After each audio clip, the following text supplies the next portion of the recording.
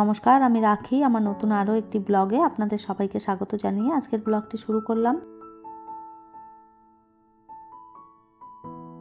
কেমন আছেন আপনারা সবাই? আশা করছি ভালো আছেন, আর আমরাও ভালো রয়েছি। এখন বাজে সকাল 9টা, আপনাদেরকে সাথে নিয়েই ব্লগটা শুরু করলাম।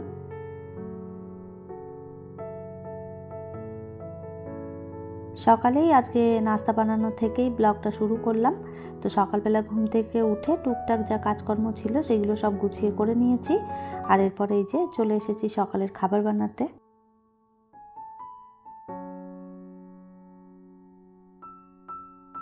সকালের নাস্তায় আজকে বানাবো হচ্ছে রুটি, আর তার সাথে বাঁধাকপির তরকারি করব। আর একটা বাঁধাকপি গোটা পুরোটাই কেটে নিয়েছি। তো পুরো বাঁধাকপিটা তো করলে এখন খেয়ে শেষ করতে পারবো না, তো এখন কিছুটা খাবো, আর তার সাথে দুপুরবেলাতেও হয়ে যাবে।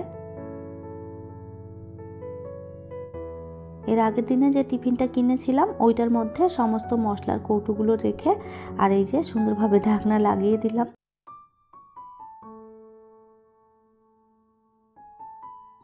আর এই যে আগের যে মশলাদানিটা ছিল সেটা এই যে এরকম চারদিক থেকে ফেটে গেছে।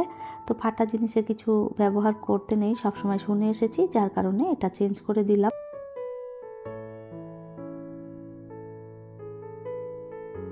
আগের যে মশলার দানিটা ছিল সেটা আমি অনলাইন থেকে কিনেছিলাম, প্রায় ওই 1100 না 1200 টাকা দিয়ে কিনেছিলাম।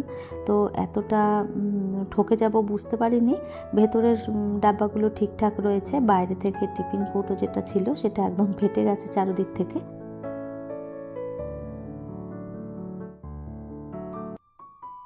ভেতরটাতে 6টা না 7টার মতন ছোট ছোট বাটিগুলো রাখা ছিল, আর তার সাথে যে টিফিনটা দেখালাম, আর ওপর থেকে একটা ট্রান্সপারেন্ট ঢাকনা ছিল, মানে যেটা ওপর থেকে সমস্তটা ভেতরে কী আছে দেখা যেত।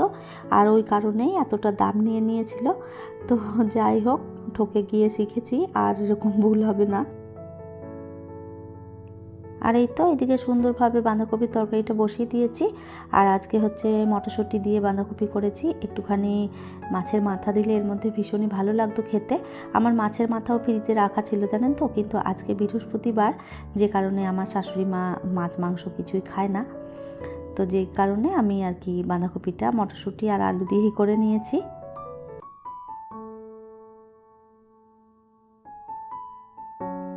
খেতে কিন্তু ভীষণই ভালো হয়েছিল। আর এই তো আমরা খেয়ে নিলাম, আমি আর আমার শাশুড়ি দুজনে মিলে। বিবেককে আগেই খাইয়ে দিয়েছিলাম। বিবেক আজ বাড়িতেই রয়েছে, স্কুলে যায়নি, কেননা চিলড্রেন্স ডেতে ওদের স্কুল থেকে আজকে পিকনিকে নিয়ে গেছে। তো আমরাও ভেবেছিলাম যাব। তো যেহেতু বিবেক আর আমি সকালবেলায় যদি বেরিয়ে যাই, কখন পিকনিক শেষ হবে তার তো কোনো ঠিক নেই। তো মা বাড়িতে একা একা থাকতো, যে কারণে আমরাও গেলাম না। বিবেক বাড়িতে থাকলে সারা দিন এই ধরনের বদমাইশি করতে থাকে। চারদিকে কাগজ কেটে দেখুন কী সব বানিয়েছে। একটা কুড়াল বানিয়েছে, তারপরে একটা ছুরি বানিয়েছে, আর একটা তরোয়াল বানিয়েছে। এইসব বানিয়েছে বসে বসে, আর সারা বিছানা জুড়ে কাগজপত্র দিয়ে একদম যাচ্ছেতাই অবস্থা করেছে।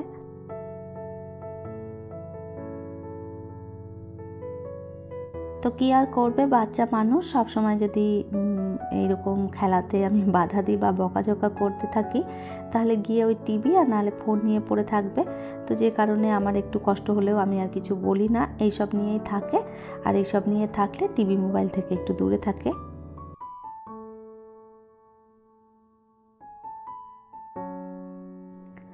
সমস্ত বিছানা ঝেড়ে একদম পরিষ্কার করে নিয়েছি, ঘরটাও ঝাড়ু মেরেছি। আর এরপরে এই যে ভালো করে একটুখানি ঘরটা মুছে নেব।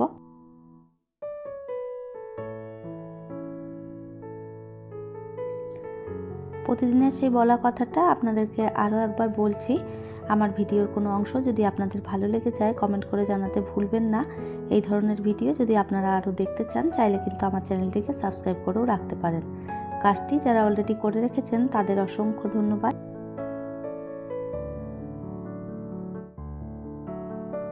এর আগের দিনের ব্লগে আপনাদেরকে বলেছিলাম বিবেকের সম্বন্ধে একটু কমেন্ট করতে। তো আপনারা এত কমেন্ট করেছেন, বিবেককে সমস্ত কমেন্টগুলো আমি পড়ে পড়ে শুনিয়েছি। ও ভীষণই খুশি হয়েছে।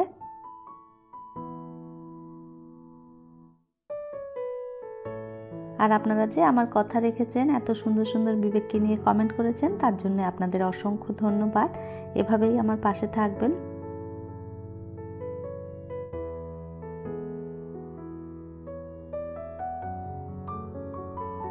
আর এই তো কয়েকটা বিছানার চাদর দিয়েছিলাম মেশিনের ভেতরে কাচার জন্যে, আর টুকটাক কয়েকটা কাপড় জামা রয়েছে এখানে।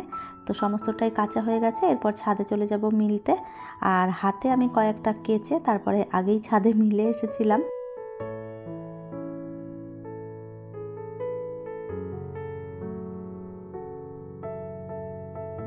এই যে কাপড় চোপড়গুলো এখানে মেলা রয়েছে, এগুলো হাতে কেচে নিয়েছিলাম, কেননা এগুলো নতুন। একবার ব্যবহার করার পর আমি হাতে কেচে দেখে নিলাম রং উঠবে কি না, কেননা আগে একবার এরকম জানেন তো নতুন জিনিস মেশিনে দিয়েছিলাম, তো রং উঠে গেছে আর যতগুলো ছিল সবেতে রং মেখে একদম যাচ্ছেতাই অবস্থা হয়েছিল। তো এখন ওই জন্যে একবার কেচে দেখে নিই যে কোনটা রং ওঠে না, তারপরেই মেশিনে দিই।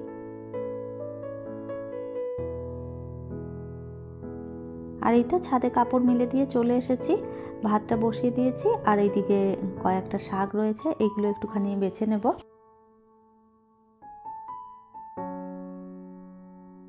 আর এখন যে শাকটা আমাকে বাছতে দেখছেন, এই শাকটা কিন্তু কেনা নয়, এক প্রতিবেশী দিদি এই শাকগুলো আমাকে ভালোবেসে দিয়েছেন।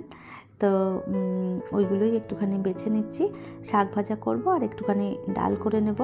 আর বাঁধাকপির তরকারিটা তো সকালে করেছিলাম, সেটাও রয়েছে, ওটা দিয়েই আজকে হয়ে যাবে।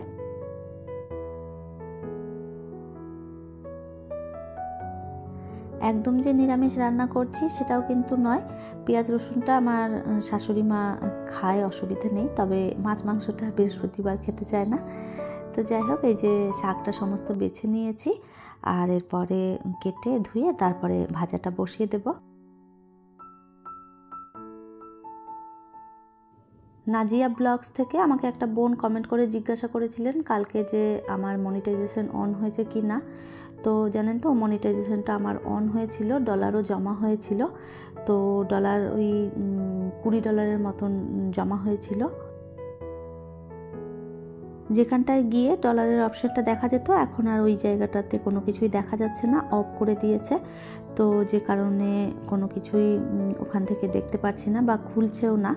তো অনেক কিছু ঘাটাঘাটি করে দেখেছি, কোনো রকম কিছু করতে পারিনি। কী কারণে বন্ধ করেছে সেটাও বুঝতে পারিনি, তবে অনেক যে ঘাটাঘাটি করেছি তারপর একটা মেসেজ দেখতে পেলাম।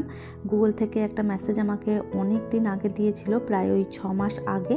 আমি যখন মনিটাইজেশনটা অন করি তখন ওনারা গুগল অ্যাডসেন্স পাঠানোর জন্যে হয়তো কোনো রকম কোনো মেসেজ দিয়েছিল, তো যেটা আমি বুঝতেও পারিনি আর আমি দেখিও নি।